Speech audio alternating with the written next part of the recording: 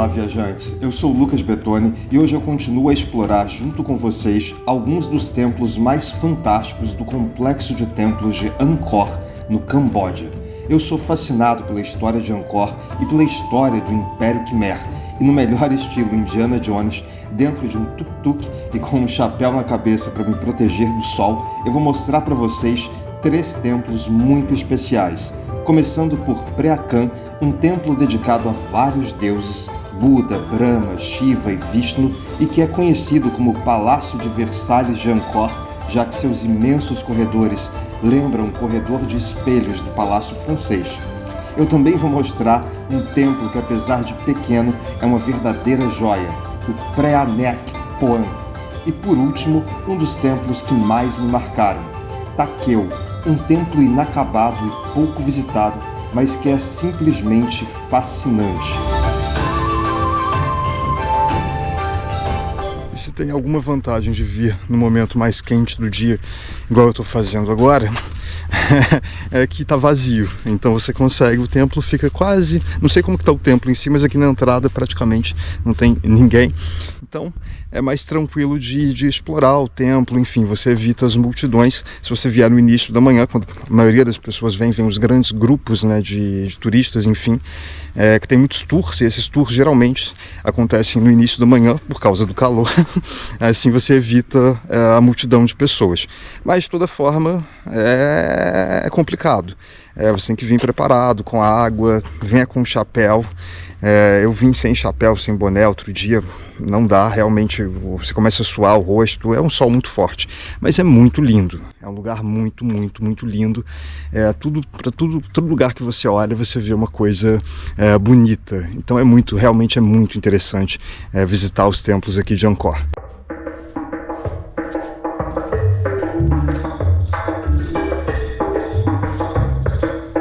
Aí passado do pórtico de entrada, tem um caminho, quase todos os templos aqui seguem essa mesma lógica, né? O templo fica no centro de uma área murada, né? Quase sempre tem essas muralhas com esses pórticos e o templo bem no centro do terreno. Lembra um pouco o templo de Taprom, que eu mostrei, já tem vídeo aqui no canal sobre ele, que é o templo que tem as árvores no meio, em que foi gravado aquele filme Tomb Raider, que muita gente vai para fazer a foto, e é realmente muito lindo, é um templo, eu achei incrível, assim, para muito além da foto lá clássica do filme, o templo em si é incrível, e aqui a estética do templo, né? Pelo menos, não a estética, mas a organização do templo lembra muito como ele está espacialmente localizado, lembra muito Taprom, como lembram vários outros templos aqui de Angkor. Muitos têm esse mesmo formato, não o mesmo formato exatamente, mas formatos parecidos.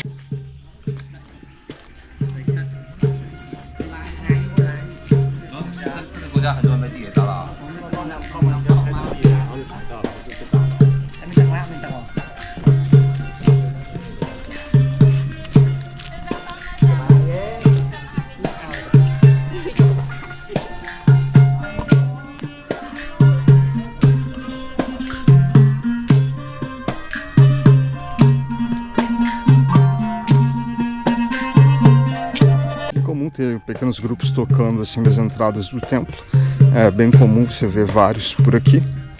Em alguns templos tem várias pessoas vendendo, crianças vendendo coisas, enfim, que são bem insistentes. Aqui até agora eu não vi, mas é comum que tenha, principalmente crianças, assim, eles costumam ser bem insistentes para você comprar alguma coisa.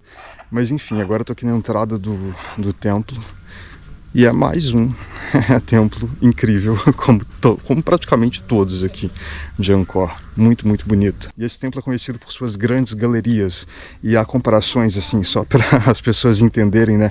Geralmente guias turísticos, enfim, dizem que é como se fosse a Galeria dos Espelhos no Palácio de Versalhes.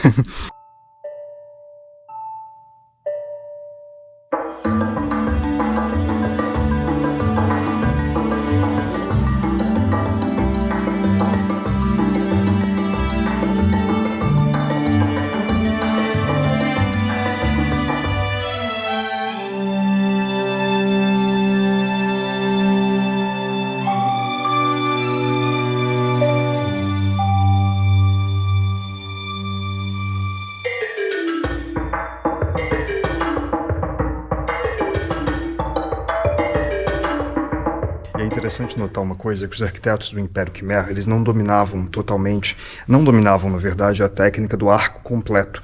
Então eles faziam o que se chama, né, de falso arco, que eles juntavam as pedras até formar um arco. Eu não sei dizer tecnicamente o nome técnico para isso, mas é um falso arco, né, que se chama, mas eu não sei dizer qual que é o nome técnico dessa junção. Os templos são super estáveis, mas você nota que há algumas intervenções contemporâneas, outras nem tão contemporâneas assim, para dar estabilidade, né, a alguns desses arcos, enfim, ou algumas das pilastras que sustentam esses arcos. E essa é uma das razões também por que os corredores dos templos geralmente são tão estreitos, porque como eles não dominavam a técnica do arco completo, eles precisavam fazer corredores mais estreitos para fazer o falso arco, né, que é o arco que é só encaixado, que não é o arco completo tradicional.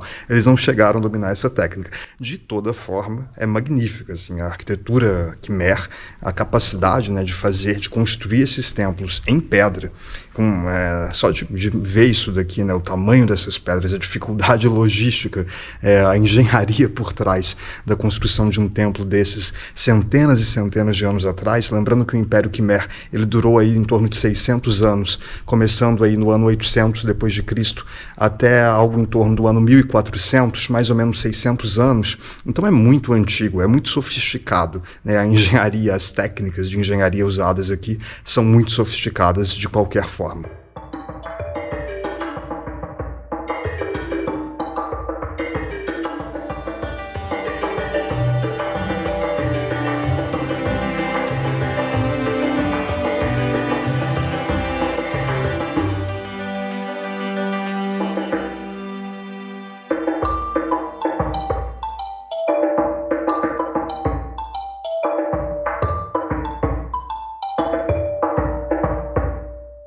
Que são várias pequenas aberturas, né, passagens. Eu tenho que tomar um pouco de cuidado com a cabeça. É como quase um labirinto, assim, né? São um monte de galerias, mas eu entrei reto e você vai seguindo. É um tamanho absurdo de templo. Ele é um templo horizontal, né? Não tem torres e torres igual outros templos. É um templo bem horizontal, mas, de toda forma, é muito impressionante. Aqui os corredores estreitos que eu estava falando com vocês em relação à questão dos arcos. Aí, ao longo de todo o templo, você vai vendo esses pedaços, né? Quase todos os templos aqui são assim, de grandes pedras, né? Partes do templo, que com os séculos e séculos que esses templos ficaram meio que abandonados, muitos deles foram tomados, né, pela selva ao redor. Então, esses templos alguns sofreram quedas, enfim. Provavelmente esses pedaços de pedra aqui são do teto que existia aqui antes. Aí você vê que ele está sendo sustentado agora por essas estacas de madeira. Mas provavelmente, muitos e muitos séculos atrás, essa parte aqui do arco, né, já havia caído. Enfim, mas é muito interessante observar como eram feitos esses templos, né? A engenharia por trás desses templos. Aqui novamente dá para perceber parte ali do arco está sustentado, não caiu, mas outra parte já havia caído provavelmente, né? Sabe-se lá quando. E principalmente em relação aos arcos, já que esses arcos não tinham uma sustentação lá muito boa, muitos deles, né, são chamados esses falsos arcos, como eu disse para vocês, que é apenas encaixado. Então, com o tempo, o desgaste provoca a queda de alguns desses arcos, né, desses grandes blocos de pedra que formam esses arcos, os telhados, né, dos templos.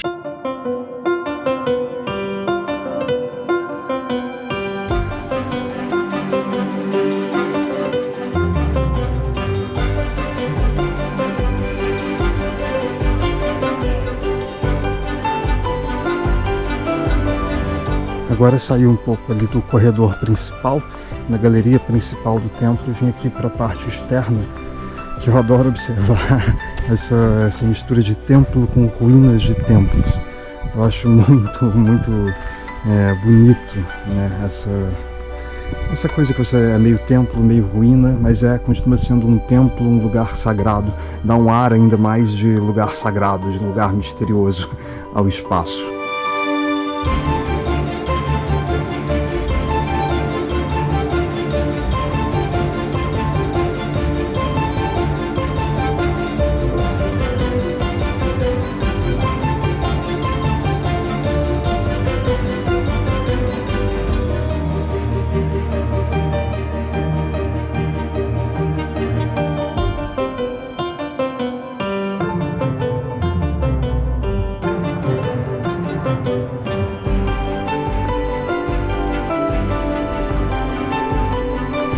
E olha que estrutura mais interessante, com todas essas colunas.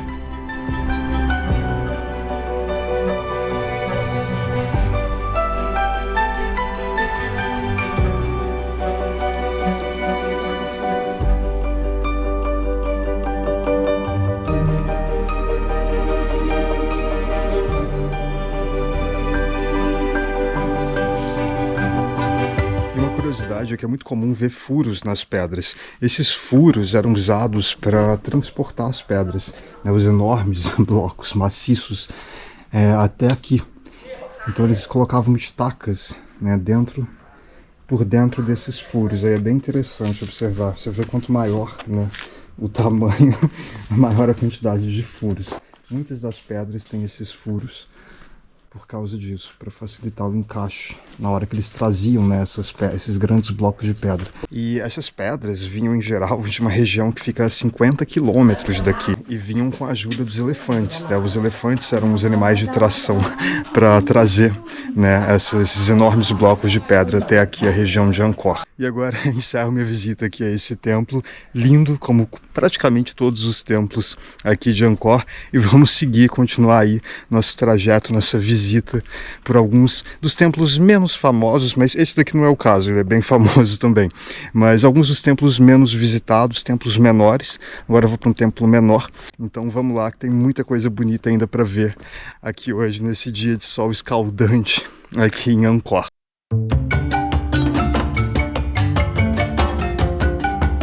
Agora eu cheguei no templo de Nikpen, não tenho a menor ideia da pronúncia correta, mas vou deixar o nome aqui na tela.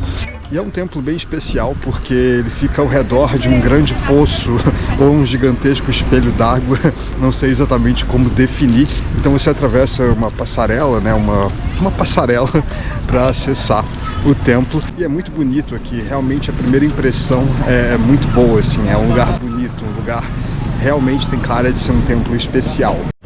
Aí aqui tem uma imagem do que nos espera. É um templo menor, bem pequeno, comparado obviamente aos demais templos, mas é um templo especial porque ele está ao redor aí desse espelho d'água, e para acessar o templo ele fica em volta de uma espécie de grande lago, e quando você chega nessa espécie de ilha, né, no meio desse grande lago, você tem esse outro pequeno lago ou espelho d'água onde de fato fica o templo.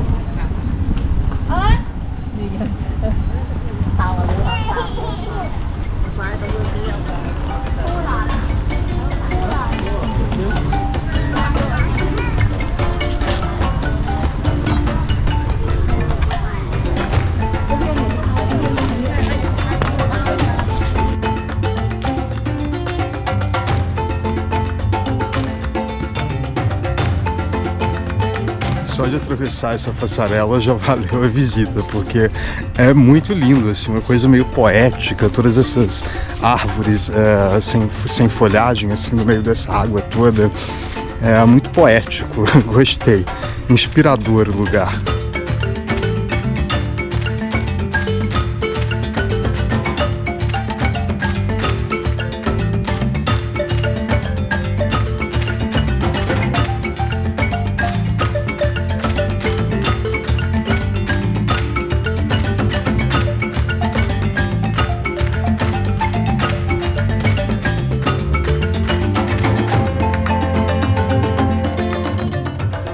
Chegamos. É um pequeno templo, né? Quase um templo em miniatura perto dos outros, mas é um lugar realmente diferente. A forma como esse templo foi pensado, enfim, esse espelho d'água em volta, é bem diferente dos outros. É um templo quase em miniatura se for comparar com os demais templos, mas ele tem todo o seu charme, né? Esse espelho d'água no meio é bem diferente dos demais, mas é pequeno. Depois que você vê tantas coisas imensas, mas realmente é muito bonito, assim. Não dá para dizer que é feio de jeito nenhum, porque é lindo. E esse contraste do espelho d'água, enfim, com a pedra, né, desse pequeno monumento que é esse templo, é muito lindo.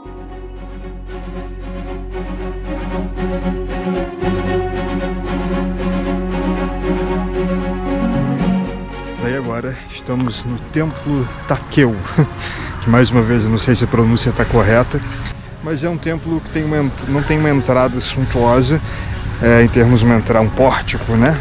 Mas tem um caminho assim muito interessante no meio da floresta, assim você vê o templo ali no fundo. Então, apesar de não ter um pórtico só para ele, é um templo que o caminho assim da entrada é muito bonito. Dá uma sensação assim de estar desbravando os templos, né? Esse monte de árvore em volta, esse caminho de árvores com a copa das árvores e a sombra, né? Que aqui é muito importante. E uma sensação de mistério, assim, um templo misterioso. E é um templo bem bonito, ele é em vários níveis. Esse é um templo imponente.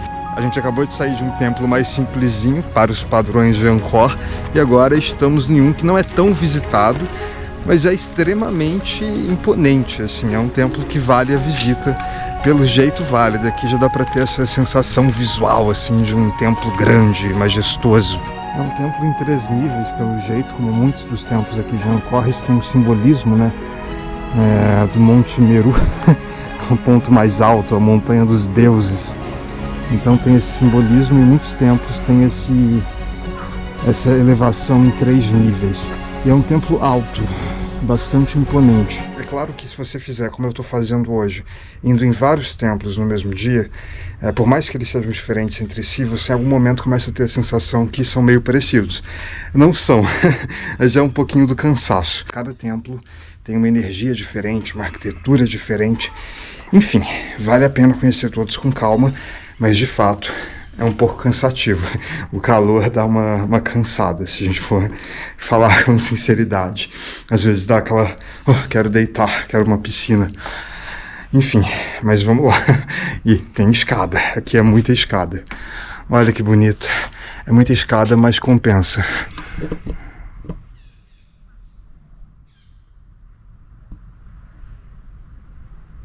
Esse daqui seria então o primeiro nível do templo.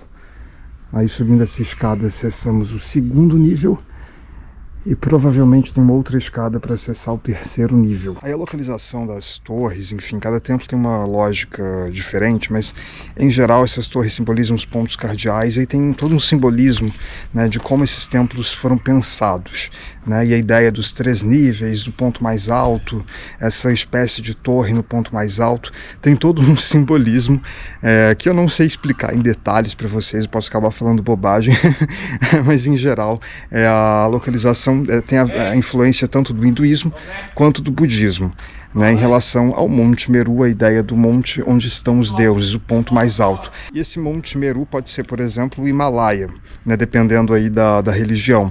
Então, muitas vezes, você tem uma torre com abertura voltada em direção ao Himalaia. Tem vários simbolismos, eu não vou entrar em muitos detalhes para não falar bobagem, mas é uma história interessante, vale a pena pesquisar com calma, ler a respeito. É uma história muito rica da arquitetura Khmer, a história do Império Khmer é muito rica, vale a pena se aprofundar mais. Mas aqui eu não vou me aprofundar tanto nesses detalhes, porque eu vou acabar falando bobagem, eu não sou um especialista, sei apenas algumas coisinhas, assim, algumas curiosidades, mas enfim. Estou aqui para mostrar um pouco da beleza desse lugar para vocês. E de fato é muito bonito, assim. Você se encanta. Tem hora que você para e fala, puxa vida, o ser humano é capaz de construir umas coisas muito interessantes, cara. Tem hora que você fica meio embasbacado, assim, olhando. Vale muito a pena vir, vale muito a pena conhecer com calma esses templos.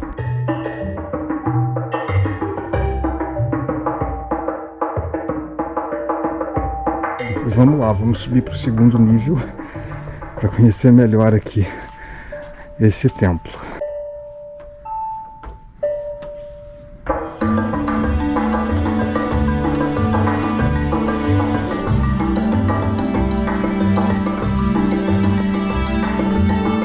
E lá está a próxima escada, como eu havia falado, para acessar o 3º nível.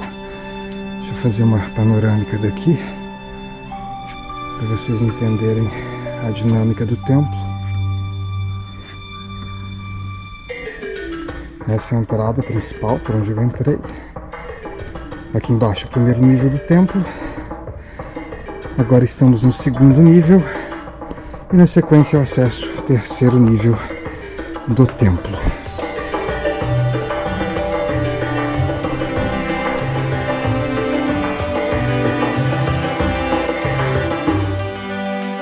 Aqui uma espécie de antecâmara.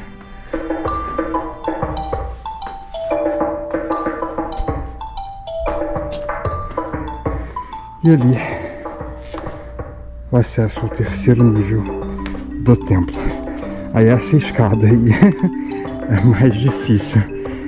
Olha o tamanho dos degraus. Mas isso tem um simbolismo, né? Pelo menos a ideia de que para acessar, né, o panteão dos deuses, o local de morada dos deuses, é difícil, não vai ser fácil. Em alguns lugares eles colocam escadas de madeira, mais para preservar a pedra original, principalmente em templos muito visitados. Então, para preservar a escada, eles colocam uma escada de madeira por cima, que facilita a vida do turista e preserva a escada. Suponho que esse templo, por não ser tão visitado, aqui você tem a escada original, você não tem uma escada de madeira por cima. E é uma escada complicada, mas vamos lá, vamos encarar essa escada para acessar lá o topo do templo, a morada dos deuses.